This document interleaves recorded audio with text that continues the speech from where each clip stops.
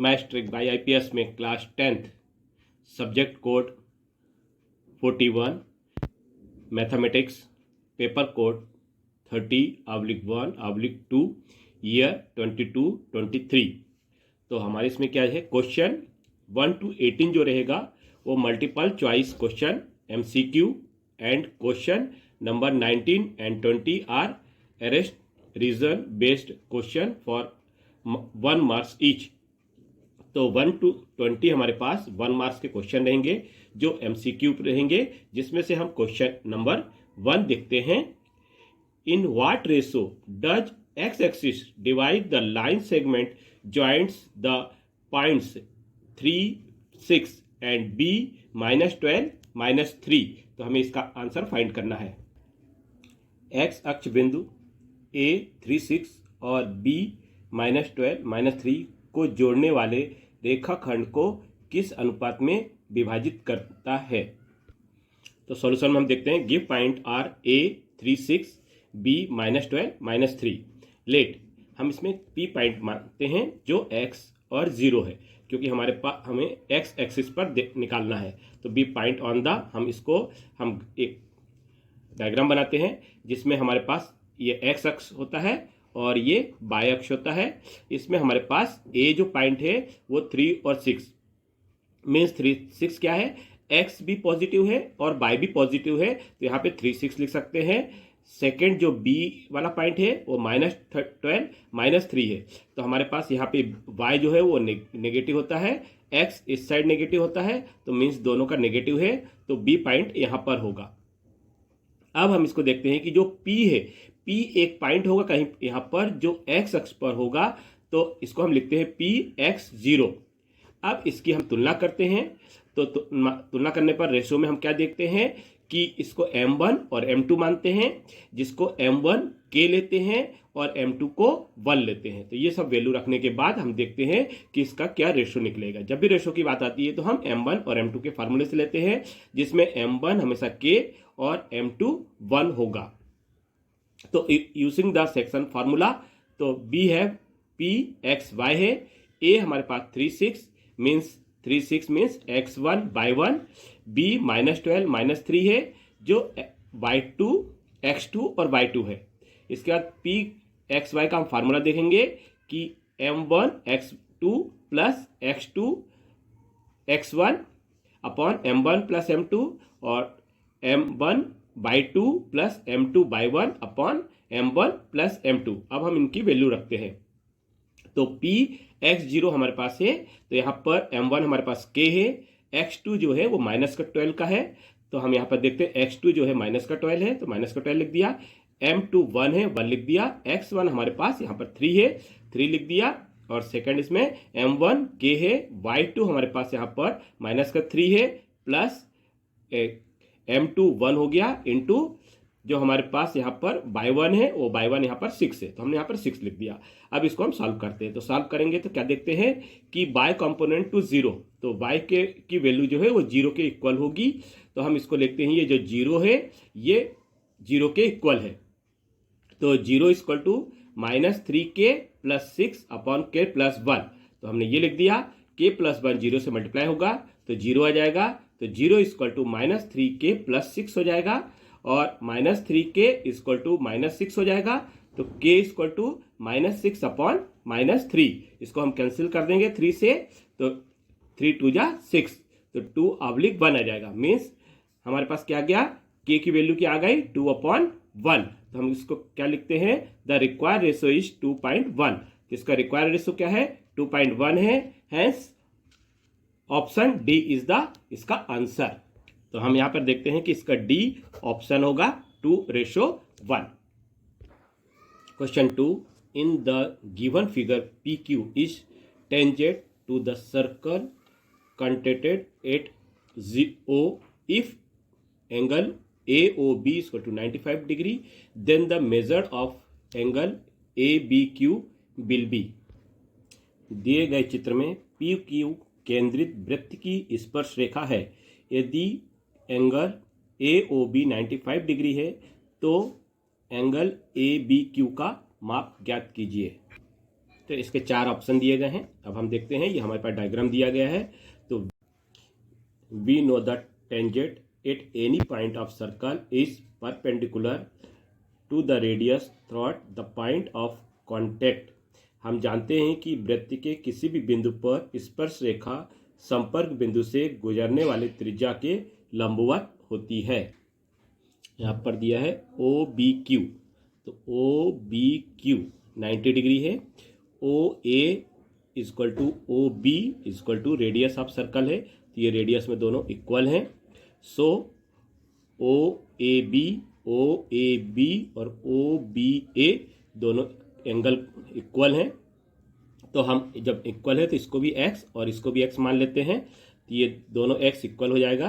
तो 95 plus x 180 degree के equal होगा, क्योंकि हमारे पास त्रिभुज के रूल होता है कि तीनों कोणों का योग 180 डिग्री होता है।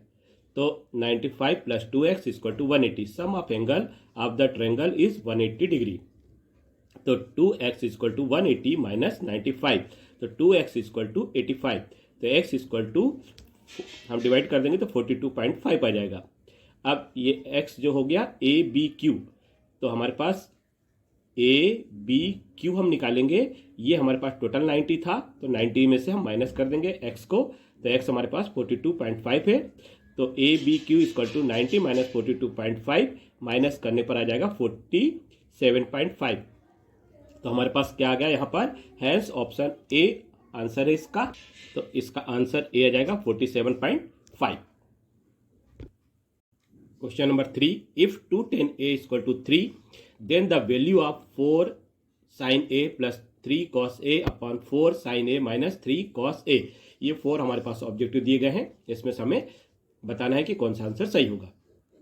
तो give 2tan a equal to 3, तो tan a इक्वल टू 3/2। 3/2 हम इस एंगल में इसकी वैल्यू रखते हैं, जो राइट एंगल होगा, तो जिसमें राइट के सामने हमारे पास हाइपोटेनस और एंगल के सामने परपेंडिकुलर और नीचे बेस होता है। तो tan a इक्वल टू 3/2, तो tan a इक्वल टू होता है परपेंडिकुलर अपॉन बेस। तो परपेंडिकुलर हमारे पास 3 है और बेस हमारे पास 2 है। तो पाइथागोरस प्रमेय से क्या करते हैं हम, हाइपोटेनस का square is equal to perpendicular का स्क्वायर प्लस बेस का स्क्वायर। तो परपेंडिकुलर 3 है, तो 3 का स्क्वायर प्लस 2 का स्क्वायर, 3 का स्क्वायर 9, 2 का स्क्वायर 4, तो 9 और 4 13 हो जाएगा। तो h स्क्वायर इक्वल टू 13 या h इक्वल टू √13। तो हमारे पास h की वैल्यू कितनी आ गई, √13, तो हमने h की वैल्यू 13 रख दी। तो sine a equal to perpendicular upon hypotenuse, तो perpendicular 3 upon √13, cos a equal to base upon hypotenuse, तो b 2 है हमारे पास, तो 2 अपॉन √13। हमें वैल्यू किसकी फाइंड करना था, 4 sin a plus 3 cos a upon 4 sin a minus 3 cos a। तो यहाँ पर हम वैल्यू रख देते हैं, 4 sin a की वैल्यू 3/√13 है प्लस 3 cos a, तो cos a की वैल्यू 2√13 है, तो लिख दिया हमने। ऐसे सेम नीचे भी 4 इंटू 3/√13 माइनस 3 इंटू 2/√13। इसका एलसीएम लेंगे तो 4 इंटू 3 12/√13 प्लस 3 इंटू 2 6/√13 अपॉन में 13 रूट का आएगा, और 4 इंटू 3 12 माइनस 3 इंटू 2 6 हो जाएगा। तो हमारे पास ये आ गया 12/√13 प्लस 6/√13 अपॉन में 12√13 माइनस 6√13। तो हम यहाँ पर √13 एलसीएम लेंगे तो 12 प्लस 6 आ जाएगा। ऐसे नीचे भी करते हैं, √13 एलसीएम लेंगे तो 12 माइनस 6 आ जाएगा। नीचे वाले संख्या को हम पलट देते हैं, तो √13 ऊपर चला जाएगा और 12 माइनस 6 नीचे आ जाएगा। ये √13 कैंसिल हो जाएगा, तो क्या आ जाएगा, 12 प्लस 6 18 अपॉन 12 माइनस 6 हो जाएगा। तो 6 को 18 से कैंसिल कर देते हैं, तो 3 आ जाएगा। तो इसकी वैल्यू 3 आ गई। तो यहाँ पर ऑप्शन सी है जो वैल्यू 3 है।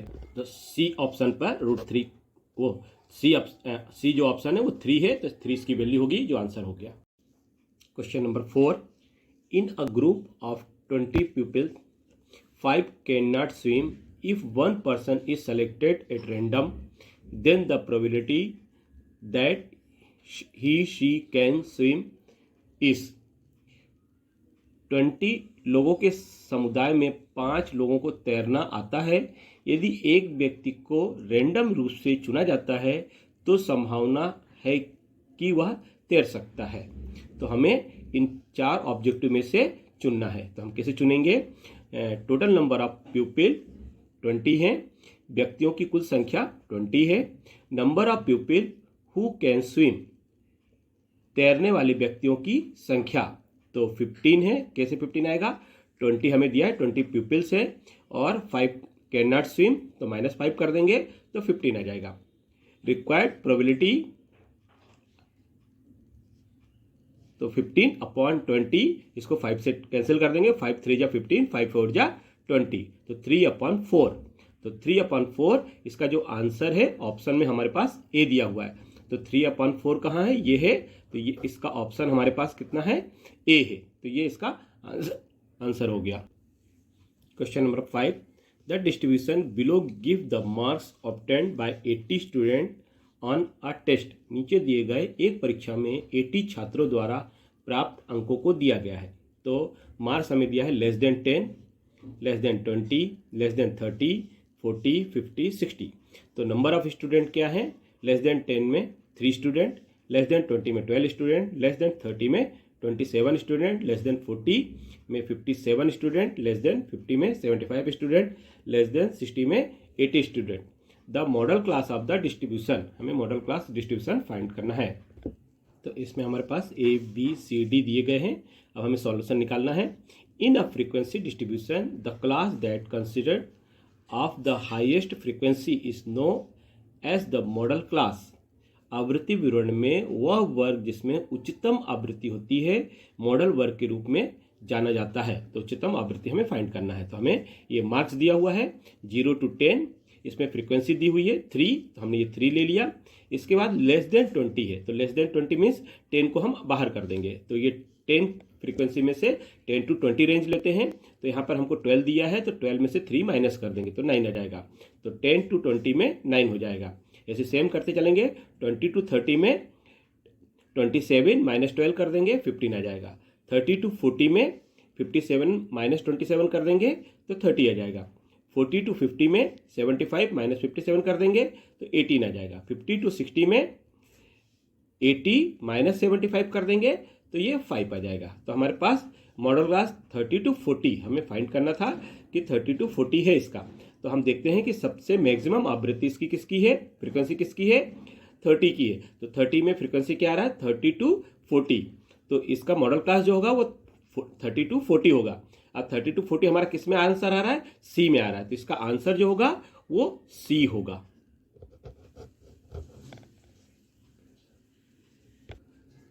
Question number 6, the curve surface area of a cone having height 24 centimetre and radius 7 centimetre is. तो हमारे पास 4 दिए हुए हैं, A, B, C, D। हमें फाइंड करना है कि इसमें से किसका आंसर होगा। कर्व सरफेस एरिया हमें फाइंड करना है। तो सॉल्यूशन में हम देखते हैं curve that height of cone. तो हाइट कोन हमारे पास कितना दिया है, 24 दिया हुआ है। तो हम इसको कोन को थोड़ा समझ लेते हैं। तो ये डायग्राम दिया हुआ है, ये कोन है और ये इसकी जो हाइट है वो h है, जो रेडियस है वो r है और l इसको हम स्ट्रेंथ हाइट या तिरछी हाइट कहते हैं। तो हमारे पास क्या दिया है, give that height of cone 24 centimetre है, रेडियस है 7 सेंटीमीटर। तो ये रेडियस r 7 सेंटीमीटर हो गया और हाइट जो है वो h 24 सेंटीमीटर हो गया। l हमें फाइंड करना है, l हमें दिया हुआ नहीं है। तो l इक्वल टू हम लिखते हैं, ये यदि हमारे पास ये पाइथागोरस बन गई, ये सिंपल 90 डिग्री का एंगल बन गया। तो l square equal to h square plus r square. तो हम इसको लिख सकते हैं l इक्वल टू रूट में h square plus r square. तो l इक्वल टू रूट में h square plus r square. h square 24 का स्क्वायर, r स्क्वायर प्लस 7 का स्क्वायर। 24 का स्क्वायर 576 प्लस 7 का स्क्वायर 49, ऐड कर देंगे तो 600। तो l इक्वल टू आ गया 625। तो 576 में 49 ऐड कर देंगे तो 625 आ जाएगा। तो l equal to 625। Find slant height using h and r, root of sum of square of h and r। तो जो l है वो रूट किसका होता है, h और r का। तो l इक्वल टू ये 625 का हमारे पास क्या आ गया, 25 आ गया इसका रूट निकालने के बाद। तो CSA means curve surface area. तो कर्व सरफेस एरिया हम इसका फाइंड करेंगे, तो इसका फार्मूला होता है पाई आर एल। तो पाई की वैल्यू है 22/7, आर 7 दिया हुआ है, एल 25 हमने निकाल लिया। तो इसको लिख देंगे हम 22/7 × 7 × 25। तो ये 7 से 7 कैंसिल हो गया, तो 22 × 25 का हम मल्टीप्लाई कर देंगे तो 550 सेंटीमीटर। तो 550 सेंटीमीटर हम किस में देखेंगे, तो 550 सेंटीमीटर सी में है, तो हम इसका लिख देंगे, इसका ऑप्शन सी है। तो ये हमारा इसका आंसर आ गया सी। पेपर कोड 30/1/2 का है question number 7। The end points of a diameter of a circle area 2, 4 and -3, -1। The radius of the circle is. एक वृत्त के व्यास के अंतिम बिंदु 2, 4 एंड -3, -1 है, तो वृत्त की त्रिज्या फाइंड कीजिए, जिसमें हमें A B C D value दी हुई है। तो हमें सॉल्यूशन निकालना है। The length of the diameter can be found by using the diameter formula. तो दूरी सूत्र का उपयोग करके व्यास की लंबाई ज्ञात करनी है। तो हमारे पास क्या दिया है, डिस्टेंस बिटवीन 2, 4 एंड -3, -1। तो इसमें x1 और y1, तो x1/1 हमारे पास 2, 4 है, x2/2 हमारे पास -3, -1 है। अब हम इसका डिस्टेंस निकालते हैं। तो डिस्टेंस के लिए हम फार्मूला लिखेंगे, अंडर रूट में x1 - x2 का स्क्वायर प्लस y1 - y2 का स्क्वायर। तो हम इस पर वैल्यू लिख देते हैं। x1 की वैल्यू 2 है, तो 2 - x2 की वैल्यू -3 है, तो -3 इस पूरे का स्क्वायर हो जाएगा, प्लस y1 4 है और y2 -1 है, तो 4 - -1 का स्क्वायर। अब हम इसको लिखेंगे 2 + 3, क्योंकि ये माइनस और ये माइनस प्लस हो जाएगा, तो 2 + 3 का स्क्वायर प्लस 4 - प्लस 1 का स्क्वायर हो जाएगा। इसके बाद हम इसका लिखेंगे 2 + 3 5 होता है, तो ये 5 हो गया, 5 प्लस ये भी 5 हो गया, 4 + 1 5 का स्क्वायर, तो 5 का स्क्वायर 25, 5 का स्क्वायर 25, तो ऐड कर देंगे तो रूट में 25 + 25 50 हो जाएगा। तो 50 को हम लिख सकते हैं 25 × 2। 25 का हमने रूट बाहर कर दिया, तो ये 5 आ गया, 5√2, ये इसका डायमीटर आ गया। अब हम रेडियस निकालते हैं, तो radius equal to diameter upon 2। तो हम इसको डायमीटर जो आया 5√2 को 2 से डिवाइड कर देंगे, तो 5√2 अपॉन 2 आ गया। तो हमारे पास यहाँ पर क्या आंसर आया, इसका आंसर आया 5/2√2। तो ये हमारा इसका आंसर हो गया, ये हो गया, hence option C is answer. Question number 8, which the following is the quadratic polynomial with 0, 5/3 and 0। निम्नलिखित में से कौन सा शून्य 5/3 और 0 वाला एक द्विघात बहुलक है या बहुपद है। तो हमारे पास A, B, C, D ये दिए गए हैं इसके ऑब्जेक्टिव टाइप क्वेश्चन। तो हमें इसका सॉल्व करना है और बताना है कि कौन सा इसका आंसर होगा। तो sum of zeros alpha plus beta, तो क्या है 5/3 दिया हुआ है, और product of zeros alpha into beta ये 0 दिया हुआ है। तो हम quadratic polynomial is given by, तो हमारे पास द्विघात समीकरण क्या है, x² - a + b × x plus ax alpha into beta equal to 0। तो x² - अल्फा प्लस बीटा हमारे पास 5/3 है, तो हम इसको 5/3 लिख देंगे, into x plus 0 equal to 0। तो x² - 5x/3 equal to 0, 3x² - 5x equal to 0। तो हम इसका कॉमन करेंगे, तो कॉमन क्या हो रहा है, x दोनों में कॉमन हो रहा है, तो x कॉमन निकालेंगे, तो 3x - 5 equal to 0। Both side of multiply by 3 से मल्टीप्लाई करते हैं, क्योंकि हमको इसमें देखना है कि हमें ABC में से कौन सा आंसर होगा। तो हम 3x × 3x - 5 इक्वल टू 0, तो ये हो जाएगा 3x × 3x - 5, ये हो गया। तो ये किससे मैच हो रहा है, हम देख रहे हैं कि ये A से मैच हो रहा है, तो हमारा ये A पर मैच हो गया। तो 3x × x - 5, तो ये इसका आंसर A हो गया। तो इसका आंसर ए है। Question number 9, the graph of y equal to P X is given by a polynomial P X, the number of zeros of P X from the graph is. तो हमारे पास ये graph दिया हुआ है, ये y है और ये x है, तो यहाँ पर जीरो है सेंटर पे, तो ये हमारे पास ग्राफ दिया हुआ है। इसमें हमें क्या फाइंड करना है, एक बहुपद पी एक्स के लिए y equal to P X का ग्राफ दिया गया है, ग्राफ से पी एक्स के शून्यों की संख्या ज्ञात कीजिए। मीन्स पी एक्स के जीरोस इधर हमारे पास कितने जगह टच होता है। तो हमारे पास इसके 4 आंसर दिए गए हैं, तो हम देखते हैं कौन सा आंसर सही होगा। तो सॉल्यूशन में क्या दिया है, look at the graph and find the how many point the graph touch the x axis. तो एक्स एक्सिस में कितनी जगह ये टच कर रहा है, तो एक्स एक्सिस में केवल 1 पॉइंट पे है, तो here it is only 1 point, तो इसका ओनली 1 पॉइंट है। तो 1 पॉइंट किसका आंसर है, बी का 1 है, तो हम इसका आंसर क्या हो जाएगा, ये बी हो जाएगा। पेपर कोड 30/1/2 में question number 10, the value of k for which the pair of equation k x equal to y plus 2 and 6x plus 2y plus 3 has infinitely many solution. तो इसमें हमें क्वेश्चन ए के 4 objective दिए गए हैं जिसको हमें सॉल्व करना है। Give system of equation is k x minus y equal to 2, तो हम इसको लिख सकते हैं k x minus y minus 2 equal to 0, first हो जाएगा। सेकंड क्या है, 6x equal to 2y plus 3, तो 6x minus 2y minus 3 is equal to 0, second equation हो जाएगा। By comparing system with the standard form of system we get, तो हम इसको सिस्टम के द्वारा सॉल्व करते हैं। तो a1 equal to k, b1 equal to -1, c1 equal to -2, a2 equal to 6, b2 equal to -2, c2 equal to -3। तो हमारे पास क्या आ जाएगा, a1 upon a2 equal to k upon 6, b1 upon b2 equal to -1 upon -2, तो ये minus खत्म हो जाएगा, तो 1/2 आ जाएगा। c1 upon 2 equal to -2 upon -3, तो ये 2/3 आ जाएगा। हम देख रहे हैं कि ये 1/2 और 2/3 इक्वल नहीं है, तो हम लिख सकते हैं b1 अपॉन b2 इक्वल नहीं है c1 अपॉन c2।